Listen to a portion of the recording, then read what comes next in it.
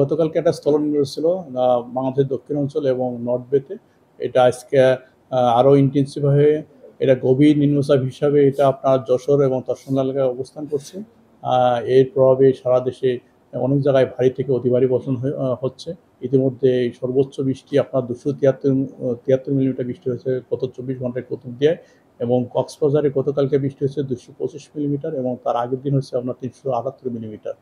এবং এই যে বৃষ্টিপাত এটা আজকেও সারা দেশে কন্টিনিউ করবে ও আগামীকালকেও বৃষ্টি হবে, তবে দক্ষিণ অঞ্চল কিছুটা কমে যাবে, বিশেষ করে আপনার চট্টগ্রাম ডিভিশন, তারপরে হচ্ছে সিলেট, এইসব জায়গাতে। এবং আমরা আশা করছি পরশুদিন যে আপনার বৃষ্টি অনেকটা কমে যাবে, হয়তো দেশের অনেক জায়গায় আপনার বৃষ্টিপাত উল্লেখযোগ্য পরিমাণ কমে আসবে। না, আপাতত যে বৃষ্টি আছে, বিশেষ করে গত 24 ঘন্টায় তো আপনার শুধু কক্সবাজার না, চট্টগ্রামে প্রায় 203 মিলিমিটার বৃষ্টি হয়েছে আপনার চট্টগ্রামে। এমনকি আপনার কুতুবদিয়ায় হচ্ছে 273 মিলিমিটার, এবং তারপরে ক্ষেপোপাড়াতেও হয়েছে 152 মিলিমিটার। এবং এই যে দেশের অভ্যন্তরে যে বৃষ্টি হয়, এই বৃষ্টির বন্যার যে কন্ট্রিবিউশন থাকে অনেক কম।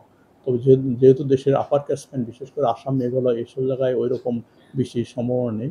যে স্থল নিম্নচাপ আছে এটা আপনার ক্রমশ এটা আপনার উত্তর পশ্চিম দিকে সরে যাবে, এবং এটা দেশের অভ্যন্তরে বৃষ্টি হচ্ছে, এবং এটা হয়তো আগামী পরশুদিন যায় বৃষ্টিটা অনেক কমে যাবে।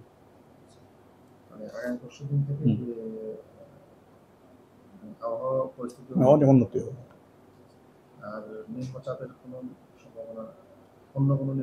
না, তবে আপাতত যেটা আছে এটা যেহেতু আপনার ল্যান্ডে উঠে গেছে, এটা বৃষ্টি ঝরিয়ে আরও উত্তর দিকে সরে এবং এটা দুর্বল হয়ে যাবে।